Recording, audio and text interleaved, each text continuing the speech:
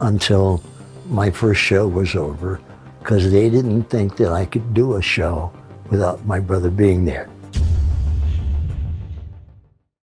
At the old age of 80, the legendary Wayne Newton is living in abject poverty. Known for his many outstanding performances, Wayne is one of the legendary artists in the history of Las Vegas, with performances ranging from live shows to reality TV that stunned many. This is why it comes as a great surprise that the brilliant icon is now in terrifying financial debt. One would wonder, how did Wayne burn through all his money? What bad financial decisions did he make? Join us as we unveil the heart-wrenching story of how Wayne Newton lost all his money. Series of poor financial choices. Wayne Newton embarked on his extraordinary singing journey at the tender age of 6, blossoming into a musical sensation as he gained fame in the 1960s. While he's celebrated primarily for his vocal prowess, his musical talents extend to playing the guitar, piano, and banjo. Timeless hits like Daddy Don't You Walk So Fast, Daddy, don't you walk so fast, and Red Roses for a Blue Lady wrap up some red roses for a blue lady. not only secured his place in the music world, but also amassed a devoted fan base. Despite his accomplishments and impressive standing in entertainment, Wayne Newton finds himself grappling with unexpected financial challenges today. This turnaround from his previous highs shows the unpredictable nature of one's financial life in the entertainment industry. How did Wayne Newton hit rock bottom? What financial choices did he make? Let's discuss these at length.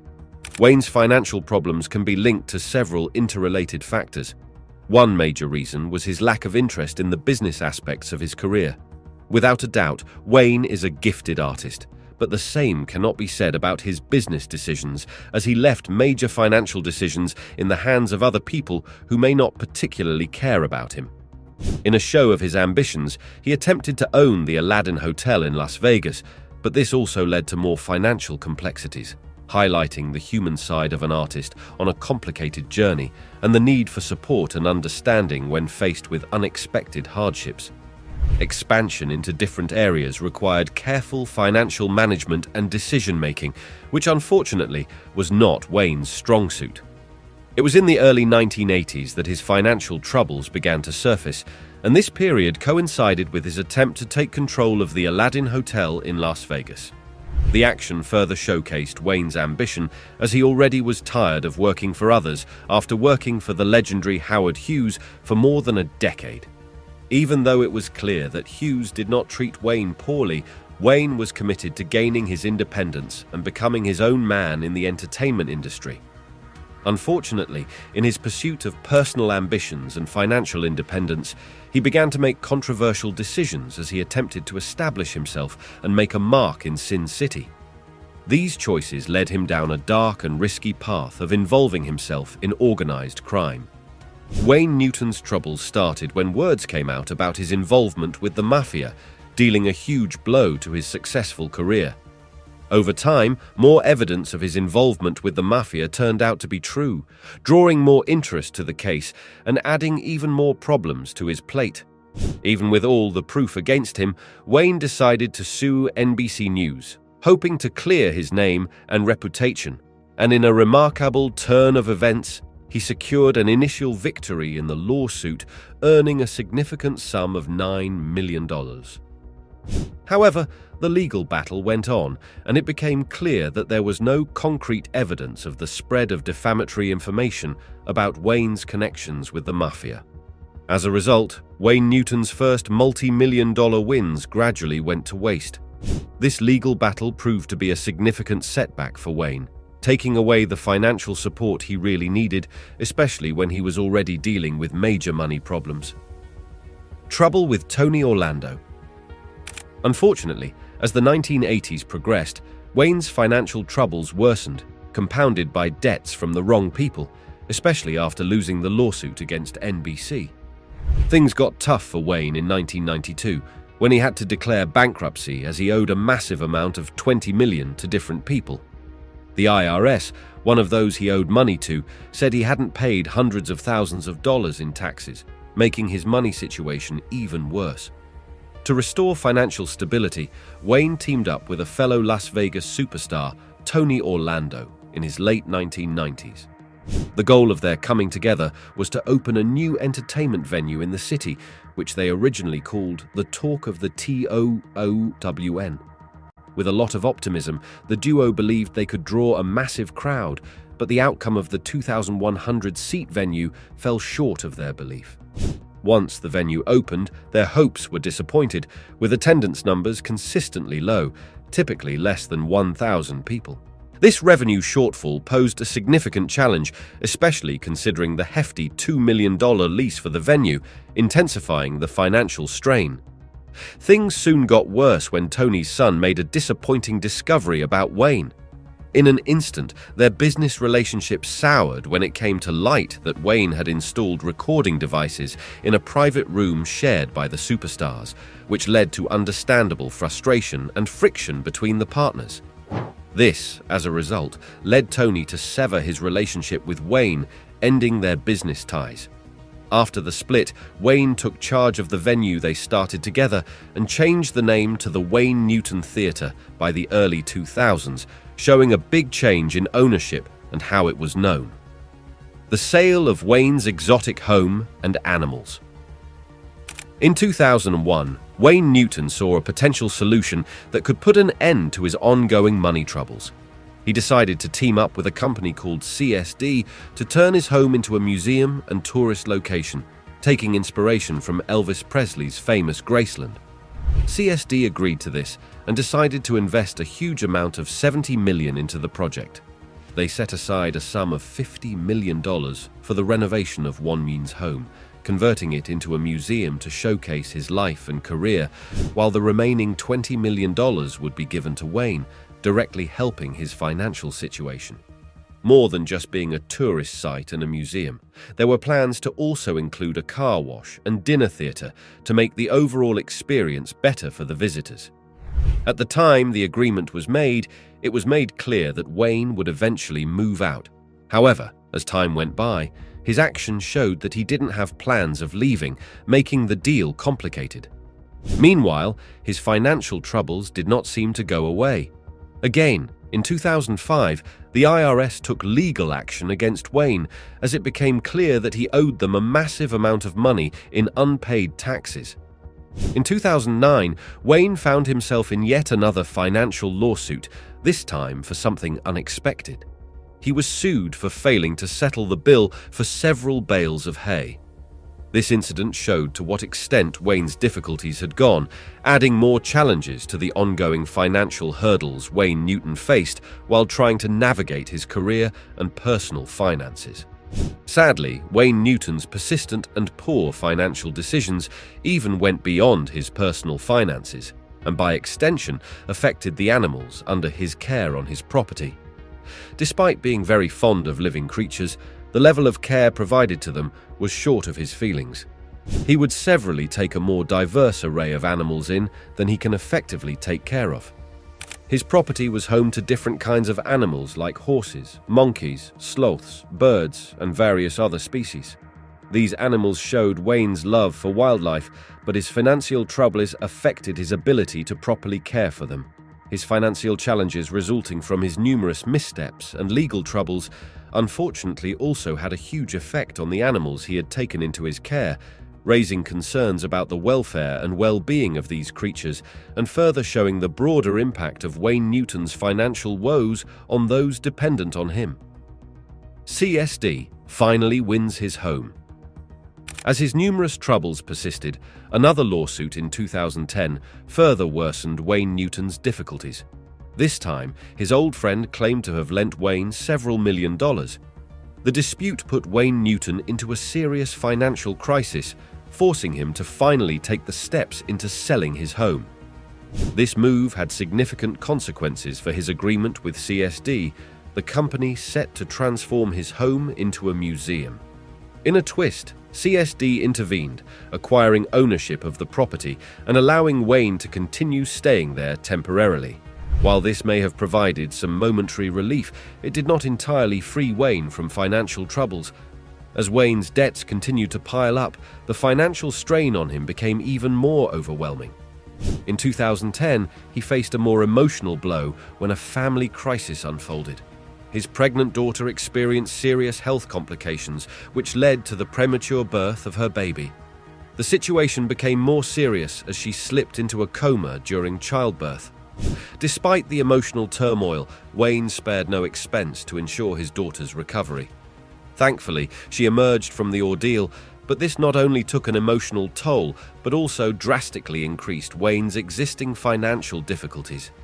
Taking advantage of these financial and personal struggles, CSD eventually succeeded in converting Wayne Newton's home into a museum and opened it for tours. However, as of 2018, the tours abruptly stopped, and the reasons behind the stop were not publicly disclosed. This sudden turn of events for the museum inevitability contributed to Wayne's ongoing financial difficulties. Around the onset of the COVID-19 pandemic in 2020, Wayne Newton made a television appearance, featuring in a commercial for Caesar's Palace, evident to his enduring connection with the entertainment industry. As the city reopened after a period of social distancing and lockdowns, Wayne promptly returned to the stage, showcasing his dedication to his craft even amid adversity. His origin and dedication to music. Delving into his early life reveals insights into the roots of his passion for music. Born as Carson Wayne Newton, he hails from either Roanoke or Norfolk, Virginia, to parents Patrick Newton, an auto mechanic, and Evelyn Marie Smith. Wayne's diverse ancestry encompasses English, Irish, Scottish, Welsh, and German heritage. Although he believed in having some Native American roots, with his mother possibly having Cherokee ancestry and his father with Powhatan heritage, he was not formally claimed or recognized by any specific Native American tribe. Wayne's formative years were shaped by his family's association with the U.S. Navy, as his father served during World War II. Early childhood in Fredericksburg, Virginia, witnessed Wayne's burgeoning musical talent. Demonstrating his prowess from a tender age, he began learning the piano, guitar, and steel guitar by the age of 6. His musical journey took an early spotlight when he performed on a local music radio show, showcasing his skills on the steel guitar and singing country music before even starting formal schooling. During weekends, he participated in a traveling roadshow affiliated with the Grand Ole Opry, laying the groundwork for his extraordinary career in the realm of entertainment. When Wayne Newton was a child, his family relocated to a location near Newark, Ohio. It was during this period that he began honing his singing skills and started performing in local clubs, theaters, and fairs, often alongside his older brother Jerry. However, Wayne's severe asthma posed a significant challenge to his well-being in 1952. At the recommendation of his doctor, due to his asthma, his family made another move, this time to Phoenix, Arizona. Shortly after arriving in Phoenix, the Newton brothers participated in a local television talent show known as the L. King Rangers and emerged as the winners. This victory caught the attention of Tom Chanty, the owner of Cool TV, who was not only involved in televising the talent show, but also became a mentor to the Newton brothers. Under Chon's guidance, Wayne and his brother were granted their very own television show called Rascals in Rhythm. This marked a significant turning point in their careers. The Rascals in Rhythm, as they were known, had the opportunity to perform with the Grand Ole Opry roadshows, appeared on ABC TV's Ozark Jubilee, had the honor of performing in front of then-President Dwight D. Eisenhower, and even auditioned for Ted Mack's original Amateur Hour, although the latter attempt was unsuccessful. In the spring of 1958, towards the end of his junior year in high school, Wayne's life took a significant turn when a Las Vegas booking agent noticed him and his brother performing on their local TV show. Impressed by their talent and potential, the booking agent signed 15-year-old Wayne Newton and his brother for a 2-week contract to perform in Las Vegas at the Flamingo. Their debut performance in Las Vegas was so well received that on the closing night of their 2-week contract, they were offered an even more extended opportunity, a one-year contract to continue performing in the city.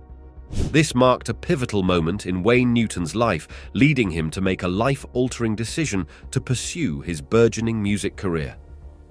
Wayne chose to leave North High School just before completing his junior year, setting the stage for his remarkable journey in the world of entertainment.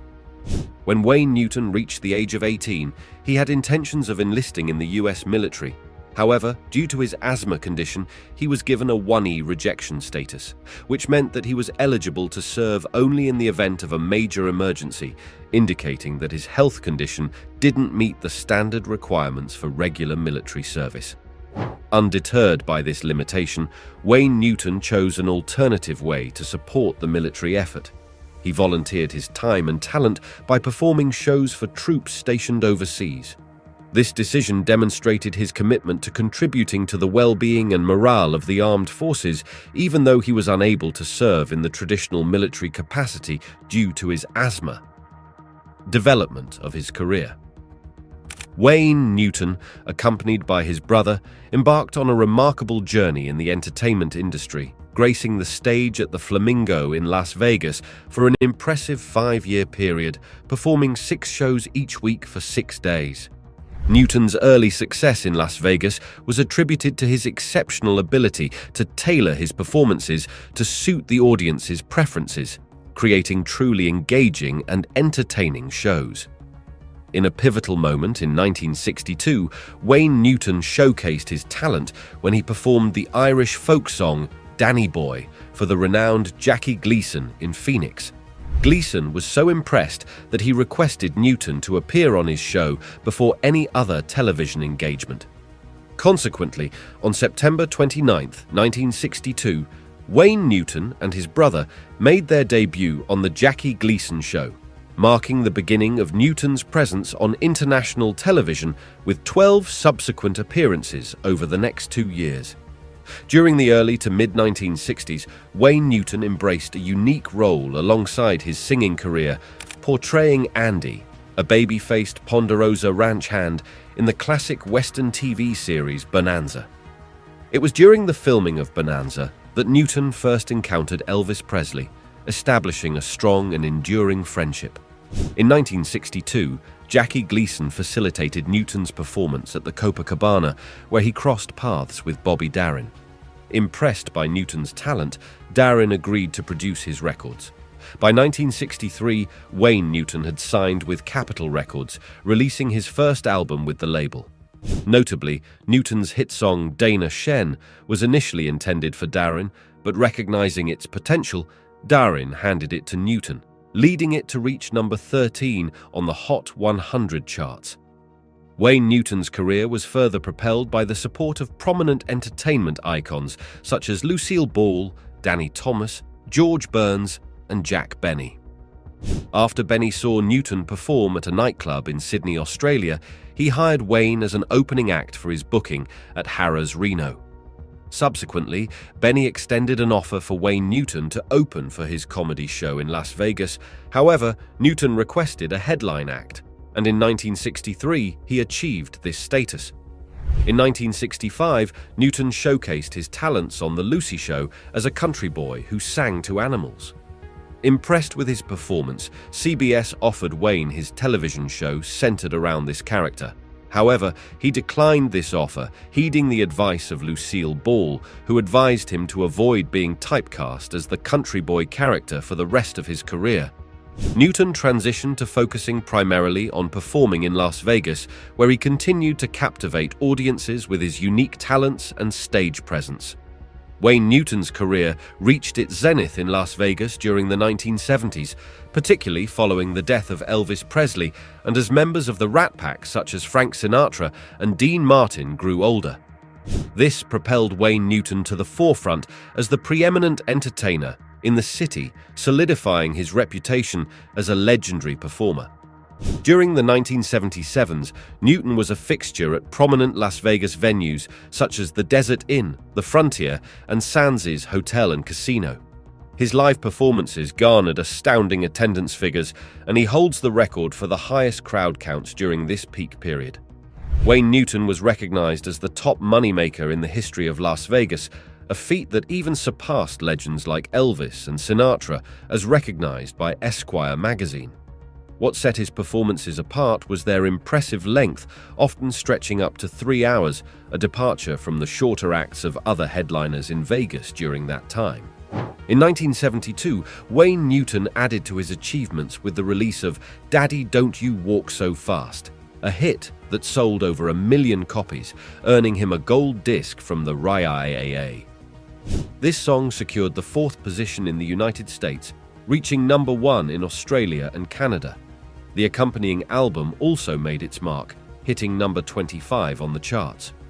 Wayne Newton's popularity extended well beyond Las Vegas. In 1975, he teamed up with Glenn Campbell for a live TV special for the BBC, showcasing his versatile talents. Additionally, in 1983, Newton was invited to perform at the Independence Day celebration on the National Mall in Washington, D.C. This event carried significance due to a controversial ban on rock bands by the then Secretary of the Interior, James G. Watt. Despite facing mixed reactions, Newton confidently took the stage, leaving his mark on this special occasion.